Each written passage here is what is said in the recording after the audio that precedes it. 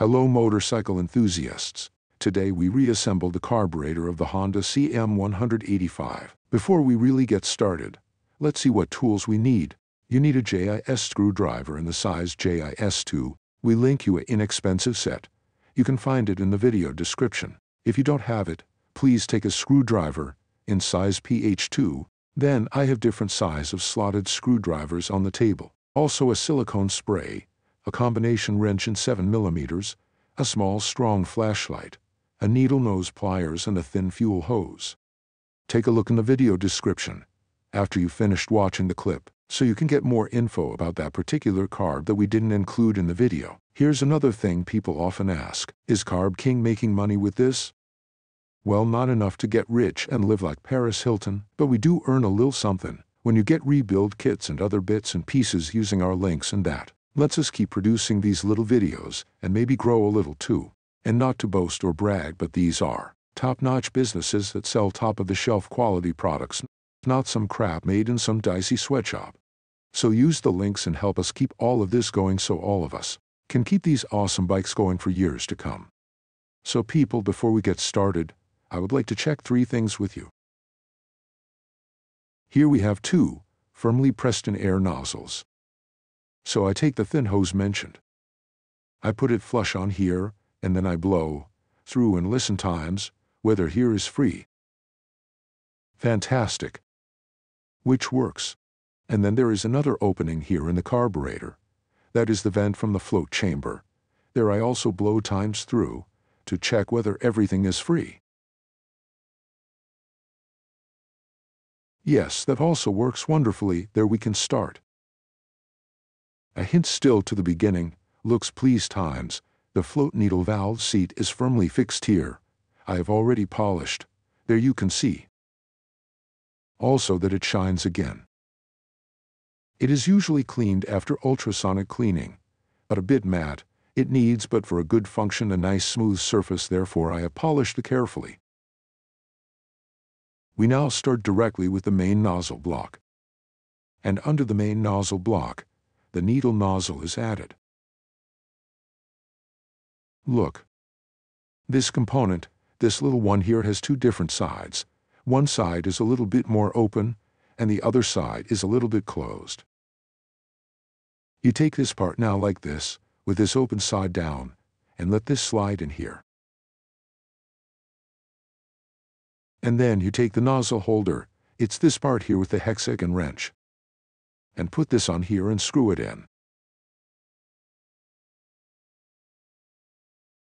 You have to possibly still press a little, because the needle nozzle, which one sees there, must look out there thus. That is pressed in there so a small bit, so that it can slide into its seat, and then you can screw here the nozzle stick tightly. You need the 7mm combination wrench. Please don't tighten it too much. It's a soft material, plus a small thread, so please do not screw it too hard. Up here, at this position now comes the main nozzle.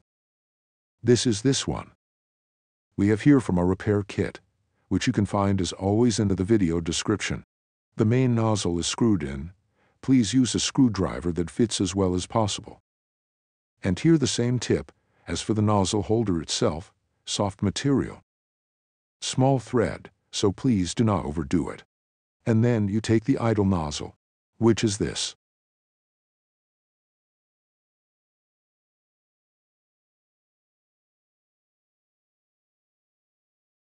And it comes to this position.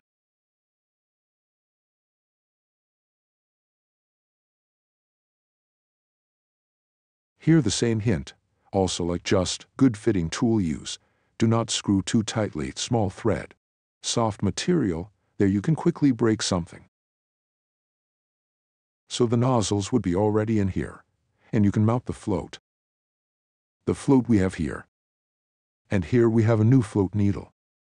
Now I take the float needle in my hand. And it has such a wire hanger here on top. This wire hanger is now threaded onto this small sheet metal tongue here.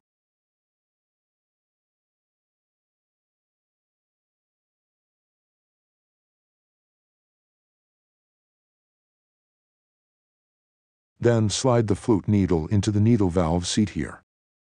and position the float so that the pin can be moved through here.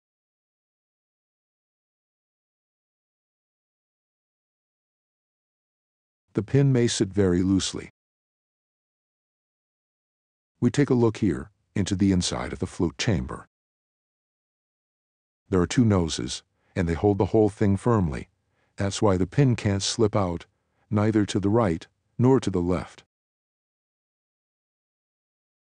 Now check the float for easy movement and adjust the float level. Of course, you will find the setting value in our video description.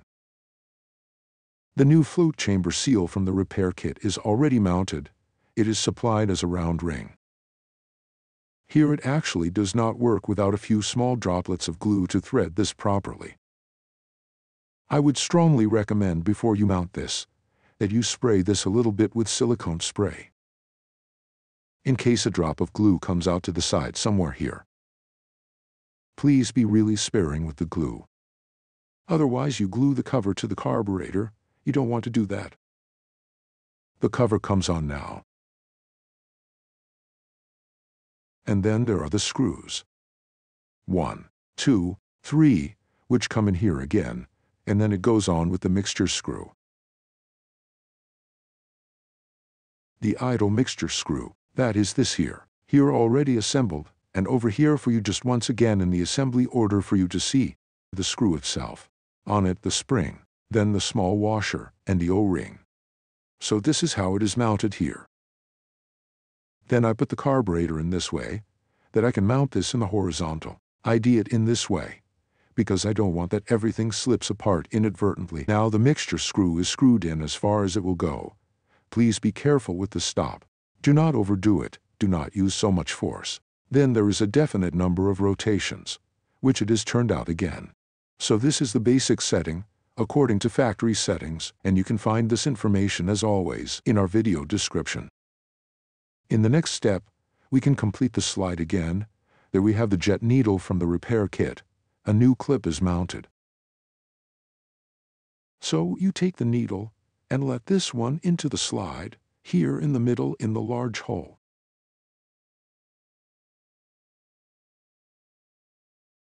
Then you have here this small locking plate. For this you need now the needle nose pliers. So that is squeezed at the top.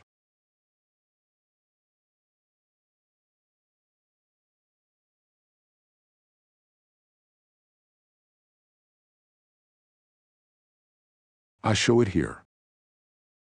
It is squeezed and then put there in the seat, and now you let go, and then it sits in there and holds the whole thing.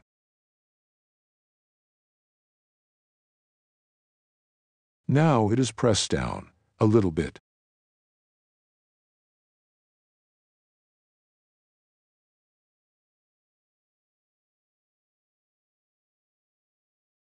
Look, now it sits there behind a small rim and holds the needle here in the middle.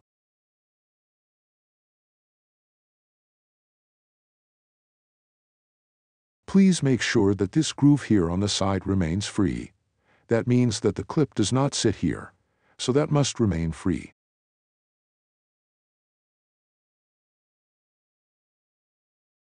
And then you can slide the slider already here into the carburetor.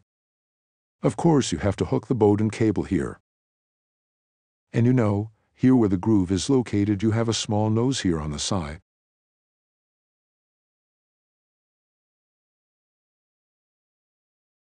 Right there on the side of the wall. Can you see that? This is the lead for it. The slider comes in. With you, of course, with Bowden cable spring on it. Then you have the cover here, where the Bowden cable goes through. Of course, you do that on the motorcycle. The spring has quite some power. Please put on straight, not like me.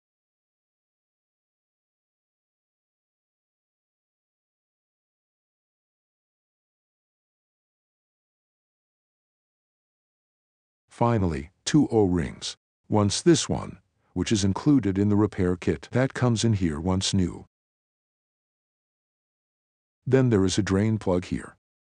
This gets here likewise a new O-ring. I show you this just now.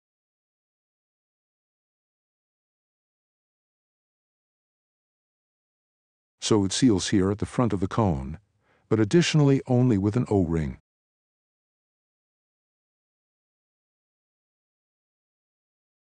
And also included in the repair kit, this screw here, which is used to adjust the idle speed, including the spring. I don't have to show you, just unscrew it, put in the new one and you're done. Then you are done. Small hint, the O-ring from the idle mixture screw is smaller, so you can't confuse the two. This one for the drain plug is significantly larger. And we are done. I hope you liked our video. Leave a thumbs up and a subscription to support us. We wish you a lot of fun. Good luck with the project. See you in the next video. Bye.